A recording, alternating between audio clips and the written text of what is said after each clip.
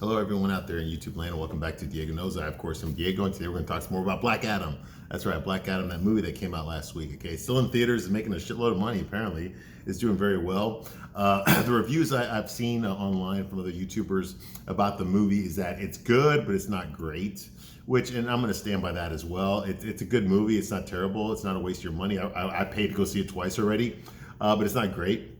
It's not a great movie, and that's what I wanted it to be. That's why I'm so disappointed, is because I wanted this movie to be great. It's been a shitload of time on it, 15 years to make this movie. Dwayne "The Rock" Johnson has not starred in any superhero movies until this one, okay? And this is basically his wheelhouse, you know, these type of movies, and he hasn't done any until now, and he picks this character, so I assume that they would give a lot of thought to this, that they would talk about it a lot, you know, before he decided that this was the character he was going to play. Because, you know, whenever you're the first actor and you're a big name already, and you decide to play a well-known superhuman character for the first time, as no one has ever played before, okay, then you're gonna, you know, you're gonna put your stamp on it. You're gonna be that which all the other following actors are gonna have to live up to. Think Robert Downey Jr. with Iron Man. He was the first live-action Iron Man ever, and he fucking knocked it out of the park. And now anyone who tries to play Iron Man now is going to have to live up to, you know, to Robert Downey Jr. You know, and how can you? Okay, he was perfect as Iron Man. He's always going to be remembered as Iron Man. You know, because he owns that character. Same thing with Christopher Reeve. Same thing with Superman. You know, he was my generation Superman, and you know, he wasn't the first actor to play Superman, but he definitely put a stamp on that character that honestly nobody has lived up to since Christopher Reeve did it. You know, even Henry Cavill, he's a good Superman, but he's no Christopher Reeve. Okay, he doesn't have that warmth that Christopher Reeve had. Okay, he's got the niceness, the politeness, but he doesn't have the warmth. Okay, and a lot of it just has to do with the fact that he's got terrible scripts. Okay, because the Superman that we saw in Batman vs Superman and Man of Steel and even Justice League, that's not fucking Superman. Okay, that's some fucking depressed guy on Prozac. Okay, that he's on antidepressants or some fucking shit. He's fucking always pissed off and upset and unsure of himself and whining and crying and morose and melancholy and just like fucking, and not sure of himself. Fuck that noise. That is not fucking Superman, all right? Henry Cavill can play Superman, but he hasn't played Superman yet. And that's what pisses me off. All right. Now they got that out of the way. Black Adam. Okay, so Dwayne "The Rock" Johnson decided to play Black Adam in this movie. It's doing relatively well. The biggest problem I have with it is this is not Black Adam. Okay, this is a good guy with an attitude. Okay, he's supposed to be a bad guy. In the comic books, Black Adam is a bad guy. He is a villain. He's not an anti-hero. Okay, he's not a super. He's a fucking villain. He kills people. Okay, he takes over his country and he kills people. This guy, Dwayne "The Rock" Johnson's portrayal of Black Adam is that he only kills bad people and he does not take over his country. That's bullshit. Okay, how can you be a villain? How can you be a villain if you don't do villainous things? Okay, it kind of makes the good guy look bad. All right, and that's what's going on here. Okay, so even though he's got like an edge to him and he's kind of like meanish. He's not an outright total asshole, but he thinks of himself as that, but he's not. Okay, the bottom line is he's not gonna kill anyone that he thinks is a good person. He's just not. Okay, hence he's not a real villain. Okay, he's not a real villain. Okay, this movie did not have the balls to portray a real fucking villain and have the villain be the main character. They don't do it. They did the fucking the pussy way. Okay, just like Payback with Mel Gibson. I remember when that movie came out in the 90s, the tagline on the movie poster was you're going to root for the bad guy. Well, yes, he's a bad guy, but the people he kills are a lot worse than he is. Okay, so you don't really like root for the guy. Okay, yes, he's a bad guy, but he kills people that are just as bad or worse than he is. So it's like, what the fuck? You're rooting for him. Okay, that makes no fucking sense. Okay, don't tell me you're a fucking villain and then you do heroic things and you're not really a villain. That's what they did with Suicide Squad. Okay, these villains that were on the team were not necessarily evil. They were just misguided, misunderstood. You could easily blame someone else, a third party, for their actions and not themselves. It's just bullshit. Okay, they did it with Venom. I know I mentioned that in another video. They made Venom into a fucking good guy. He's not a fucking, does he look like a fucking good guy? This guy that says I'm gonna eat your brains look like a fucking good guy? No, he's not a fucking good guy. But they turned him into one because he was so popular. Okay, fuck that noise. You need to have the balls to commit to your fucking character. Can you imagine a movie where Freddy Krueger only kills bad guys? and he helps the good guys. Can you imagine a movie like that? No. You know that movie would make no fucking money. Okay? Because well, why the fuck would you want to see that? Okay? Same thing with Friday the 13th. Can you imagine if Jason only killed like fucking pedophiles and wife beaters, you know, and shit like that? Would you see that movie? No. No, you wouldn't. Who the fuck? That's not Jason. Okay, you see that's what I'm talking about. Okay, Black Adam is a villain, and he doesn't do anything villainous here. I mean, he does, but they don't focus on it. They don't really talk about it. They definitely don't fucking show it. They'll allude to it. In the beginning of the movie, he blows up an entire temple that was full of people. Yes, there was an evil king in that temple when he did it, but you can't tell me that all those bystanders that were in there were all evil too. I don't think so. Okay, but the movie didn't focus on it. By not focusing on that, you tend to forget that Black Adam kills innocent people too. He doesn't just kill the bad guys. The only ones they focus on in this movie are the bad guys that he kills, okay? And they do it to some cool fucking music. They do it to the Rolling Stones, you know, Paint It Black, you know? I mean, come on. That doesn't sound like a villain to me, you know, but anyway. Now, I know there's a scene in the movie where he says, I never said I was a hero. I never said I was anything. Well, yeah, well, you're definitely not a fucking, you're definitely not an anti-hero, okay? You're supposed to be a fucking villain. Okay, that just pisses me off. Okay, look at this fucker, dude. Look at this guy. Look at this guy. Does this guy look like he gives a shit about your feelings? Okay, does he look like he's gonna spare women and children and only kill bad guys? Does he look like that? No. You know why? Because he's not like that. Okay, he's not like that. That's why he doesn't look that way. Because that's not who he is. Anyway, moving right along. Okay, so we left off last time on this review here. Excuse me. Damn, I have a lot to say about this movie. Okay, so the JSA met with Black Adam thanks to Adriana Tomaz, who in the comic books, she later on becomes Isis, Black Adam's wife, yeah. And she also had her own superhero show back in the 70s, yeah. Joanna Cameron, rest in peace. I know she died last year. Almighty Isis, yeah, she had her own TV show. Yeah, she had lived in Northern California, and she was teaching high school to a bunch of fucking diverse students. Okay, yeah, that happened. I watched that show when I was a little kid. Yeah, I was like a toddler when that show came out. That and Shazam, and Captain Marvel was on the show back then too. Yeah, a little fucking teenage guy who looked like he was like 19, yeah, and Mexican. He would turn into a tall Caucasian white guy with brown hair. Yeah, and he would drive around fucking Northern California, up and down Northern California, like stopping like kids from stealing bikes, you know, and playing with matches and shit like that. That's how he saved the world. Okay, just driving up and down Northern California in Winnebago with an old man in a fucking Australia safari jacket, you know, some fucking pedophile. Yeah, I know. That was a great show. Da-na-na-na-na-na-na-na. Great special effects too, let me tell you.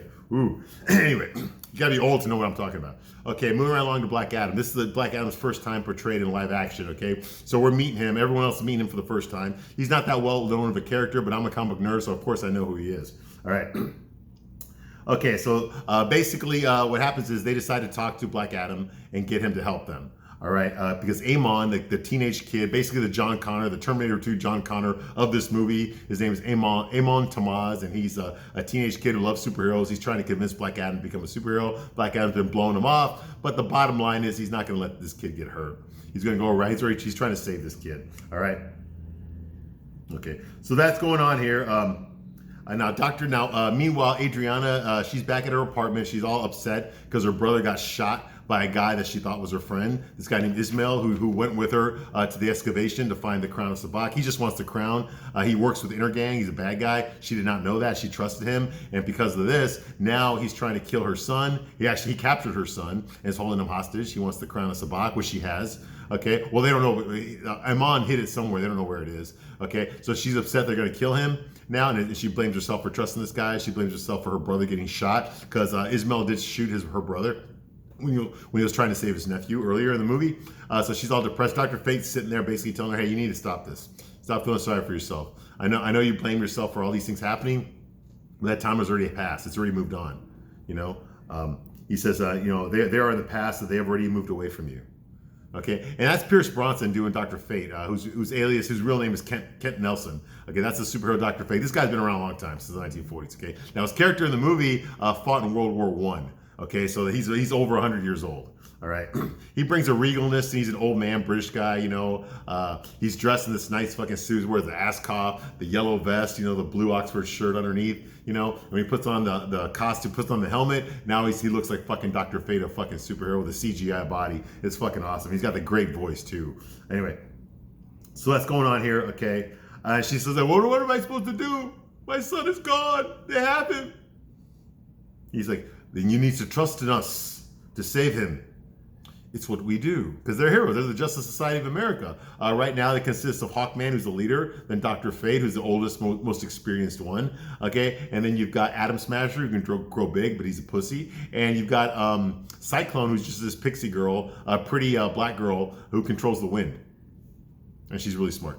Okay, so that's the Justice side. And they're there to bring in Black Adam, but now they're sidetracked. Now they got to rescue this kid. They got to get the crown of Sabak, make sure the bad guy doesn't get it, and then they'll put Black Adam in jail. Okay, because that's what they came there for. But Black Adam kicked all their asses. Didn't kill him, which is weird because there's no problem killing the bad guys, even though the bad guys can't hurt him. These good guys are actually capable of hurting him. They actually put up a fight. Okay, they actually present a challenge, not much of a challenge, but a challenge, definitely more of a challenge than these bad guys, these regular human beings with machine guns that are trying to kill him, and they can't. He's impervious to everything. He has no problem ripping off their arms, throwing them over a mountain, cutting their bodies in half. He has no problem doing that. But when he actually fights a bunch of people with superpowers that can actually hurt him, now he doesn't kill them. No, not at all. It makes sense, right? Okay. So meanwhile, Black Adam smashed into the room while Dr. Fate was talking to Adriana.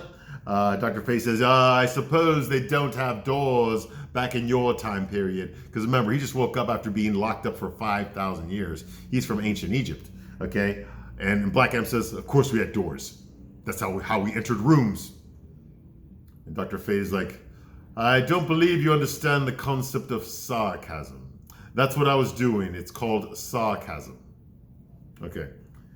So then Hawkman arrives immediately after that. He's got two prisoners with him. These are inter-gang members. These are the bad guys. He's got two of them, okay? And he saved them. Black Adam tried to kill them, okay? And Hawkman saved them, all right?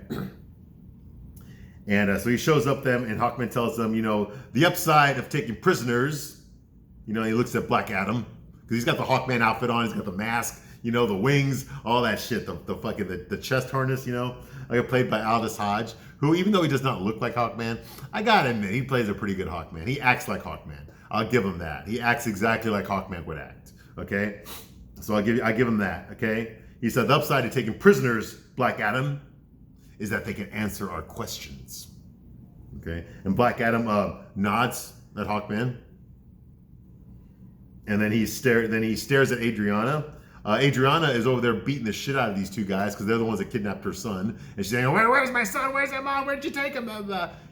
And Black Adam goes over there and stops. Adriana, stop it. This isn't helping.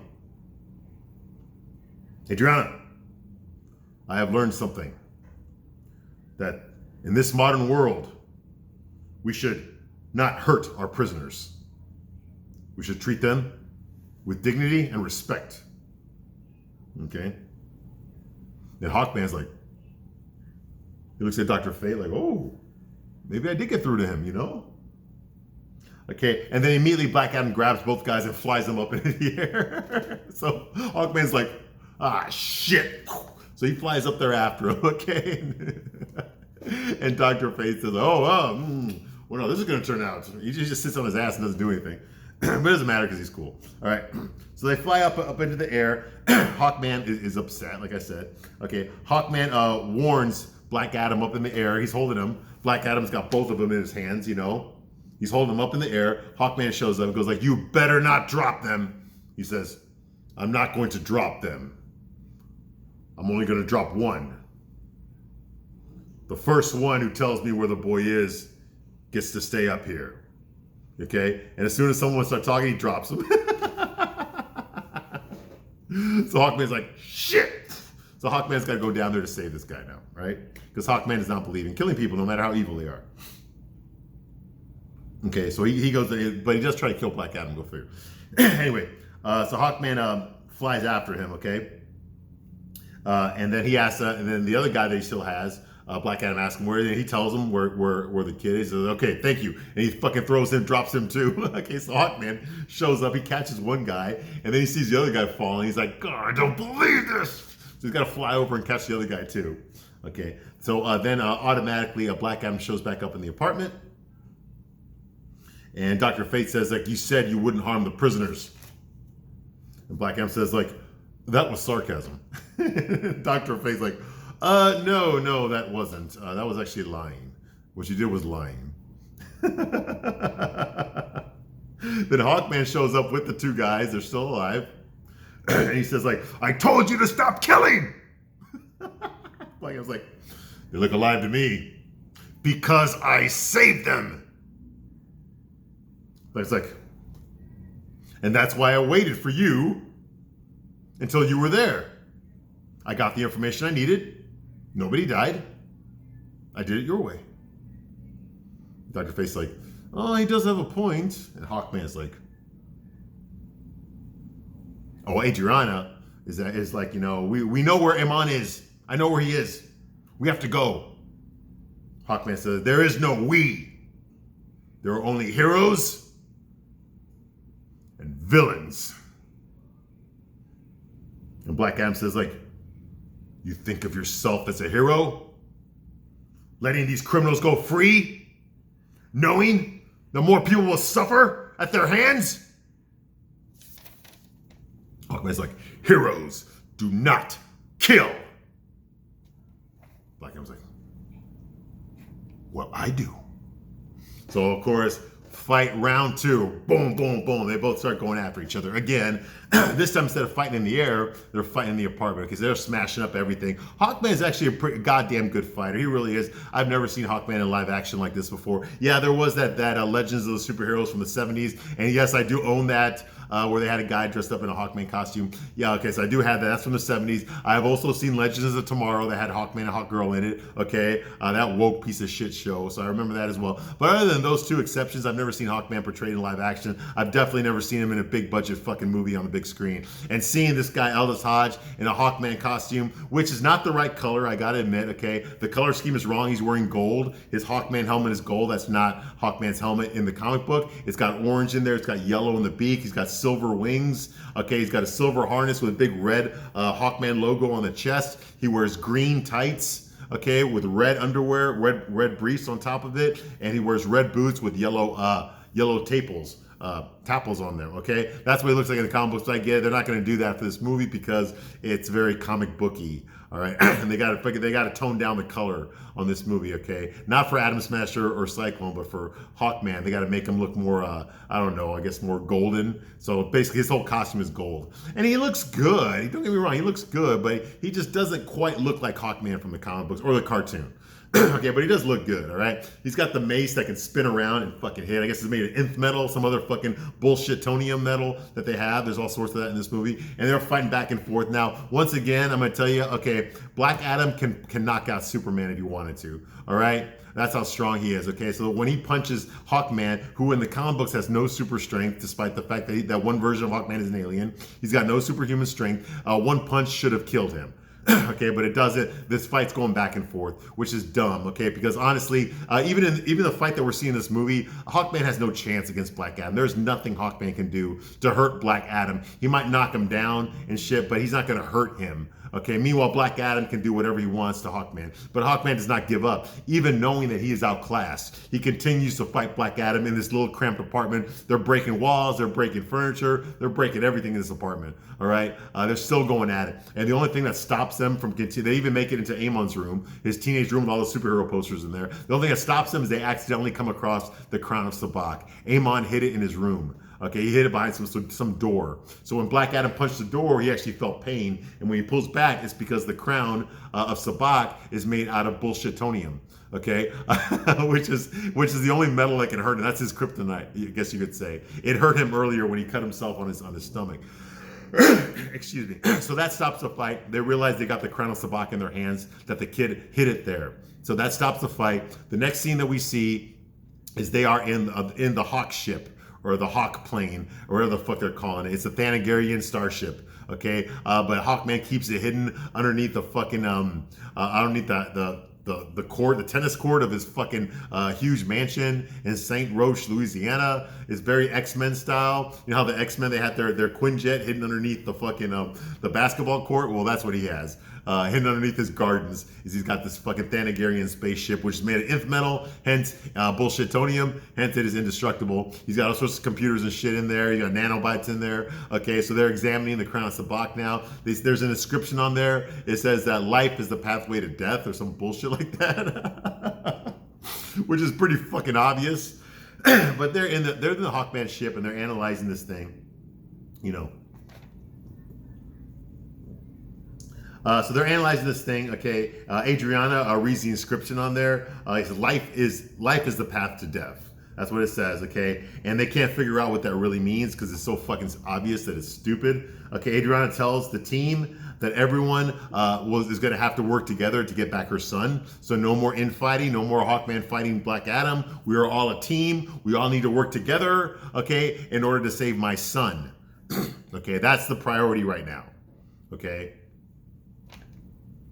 So that's what he tells them, and they all agree to it, of course, okay? We will work together. All of you are going to work together, okay? Hawkman looks at Black Adam and says, like, well, then I hope you can be a team player. And Black Adam says, oh, I love teams. Dr. Fate says, like, that was sarcasm, wasn't it?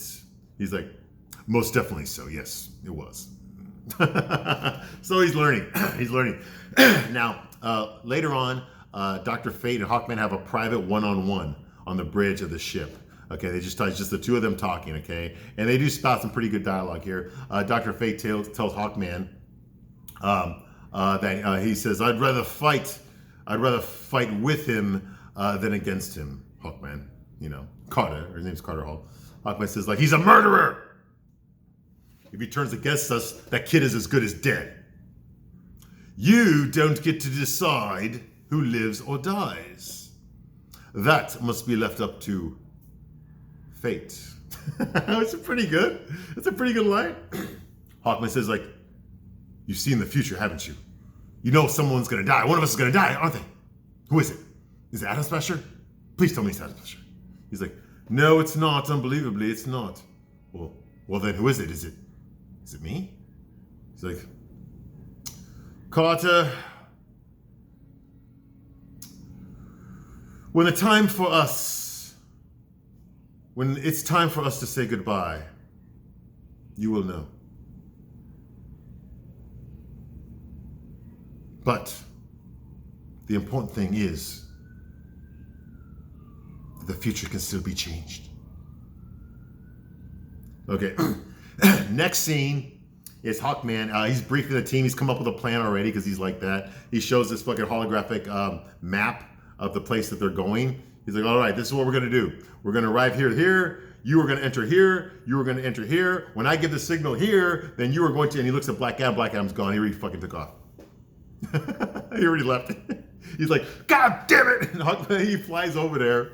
Rather than go through the whole bullshit plan that Hawkman spent time on, he just picks up this big piece of fucking, I don't know what it was, construction equipment, and fucking throws it at the base and fucking makes a big fucking rift that everybody can enter from. Adam Smasher, who's eating the whole fucking time.